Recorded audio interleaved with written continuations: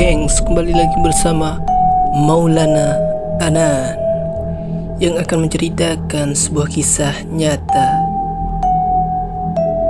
berjudul Beranak Dalam Kubur. Pada suatu hari di sebuah desa terpencil, kita sebut saja namanya narasumber kita, Pak Jumali. Pada suatu hari, Pak Jumali telah melakukan pekerjaannya sebagai seorang petani, yakni mengaliri tanaman padinya. Dengan mengaliri air dan parit, beliau memilih melakukan pekerjaan ini di tengah malam agar tidak banyak petani lain yang juga berebut air. Kisah nyata ini dialaminya sendiri selepas selesai mengaliri air di sawahnya. Setelah membersihkan diri dengan air parit, beliau lantas memikul cangkul di pundaknya, bergegas untuk pulang ke rumah. Pak Jumali memang terletak rumahnya di tengah persawahan, serta berada di pinggiran sungai. Mau tidak mau, beliau harus melewati sebuah pemakaman umum warga sekitar yang tergolong sangat gelap serta jauh dari pemukiman warga. Saat melintas di pojok pemakaman tersebut, Pak Jumali dikagetkan dengan suara tangisan bayi yang rupanya bersumber dari dalam pemakaman itu. Hantu beranak dalam kubur. Ternyata tidak hanya cerita fikih, tapi ini nyata dialami oleh Pak Jumali. Mengalami sebuah kejadian misteri yang cukup menakutkan dan menyeramkan saat itu. Iba dengan suara tangisan bayi itu. Pak Jumali mencari-cari di mana sumber suara tangisan itu. Beliau berpikir, jika bayi yang dibuang oleh ibunya seiring banyaknya kasus hamil di luar nikah yang akhir-akhir ini marak diberitakan media, dengan perasaan was-was dan merinding dan bulu kuduk Pak Jumali terangkat. Yang sangat merinding, Pak Jumali memberanikan diri untuk masuk ke dalam area pemakaman tersebut untuk melihat sekeliling, hanya bermodalkan sebuah senter kecil yang ia bawa. Aneh, semakin suara tangisan tersebut didekati, semakin pula suaranya melirih dan menghilang, hingga akhirnya beliau berniat untuk meninggalkan pemakaman tersebut.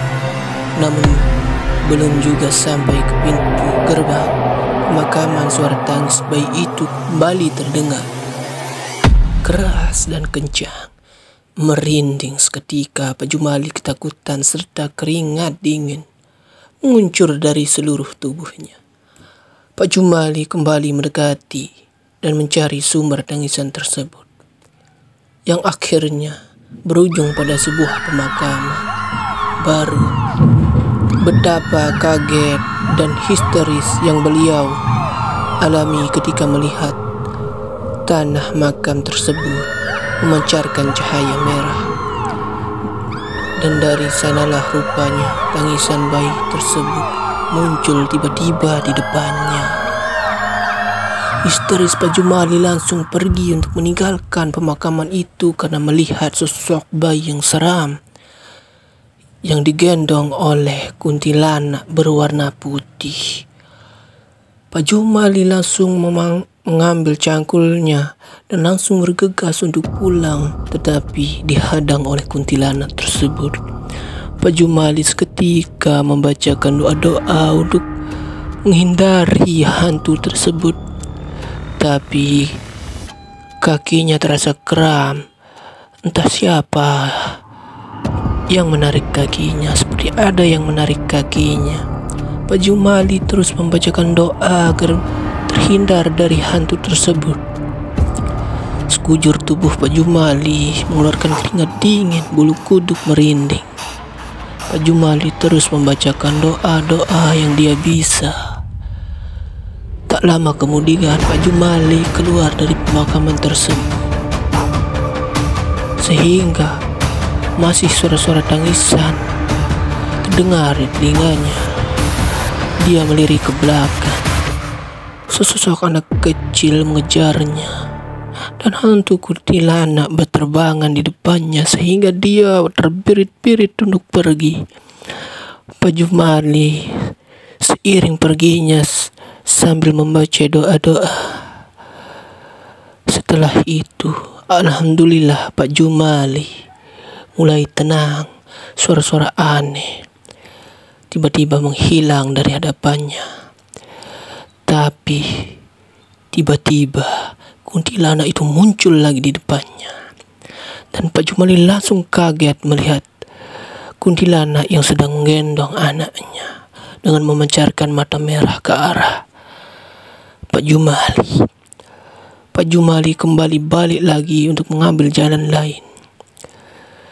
Pak Jumali lalu sendernya tiba-tiba mati. Semuanya terasa gelap. Dan tiba-tiba sendernya kembali untuk menyala. Dan Pak Jumali terus membaca-baca doa seiring perjalanan pulangnya, agar dia tenang dan tidak ada yang mengikutinya lagi. Dengan masih memikul cangkul di pundaknya, Pak Jumali segera lari lagi sambil terbirit-birit hingga sampai ke pos ronda dan menceritakan kejadian yang dia alami tersebut kepada para peronda, termasuk Mas Anan. Setelah kejadian itu, Pak Jumali terasa trauma berat telah apa yang dia alami kejadian itu. Terus Pak Jumali menceritakan kisah-kisahnya yang dialami saat malam itu, trauma berat yang dialami. Demikianlah cerita horor yang saya ceritakan. Yang suka dengan video ini jangan lupa like, comment, and subscribe.